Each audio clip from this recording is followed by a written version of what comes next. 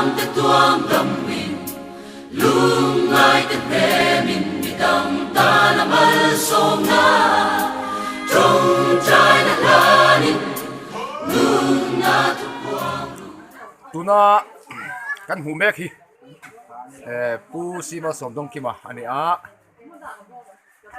muncha VCP ani a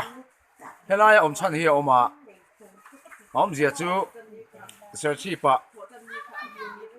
shipui laka invenatur atan phai changa lo hote khungshan ani a serchi district big kan khole tuite pon om ve a chulaya khungshan na hmuna ele in te a hau taka wangin hun cha khuwa chuan VC te malak na in chomele rem changa piang te thokhom an tia voi nia hian an thokhom ta ni tuna chome te kan en anga he ta hian an cham oma so thing te ei marcha te ei bu fai te po om mo ni ani mo bu fai bek te po oma chome chi sang sang an cham te ei purun kan tiang chi te in he nge kha hui nam te oma mai an te si gum chang char khu la ma khuan oma ching po khai lang til til ma la kui lo ma kan nu ho la min hei lo ching pel mol mol boka boi le mai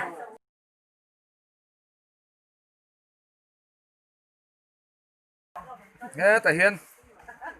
anula phun băng thầy luôn đi ê té liền cúi mấy ăn chậm anh này chú mấy này lâu ấy thính tuột hay cái bẹp hề vết tuột anh này bao cả thính tuột thì sang sang thính thì sang sang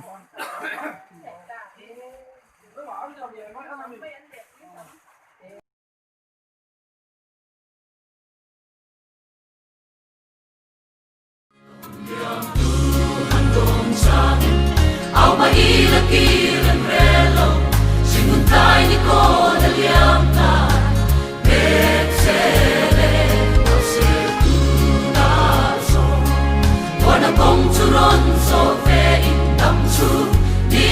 de an rei silo chan pui ngai te chan pui liam te tuam dam min lung ngai te te min dam ta na mal som na trong trai na lanin lung na tu quang dam chu ni te an rei silo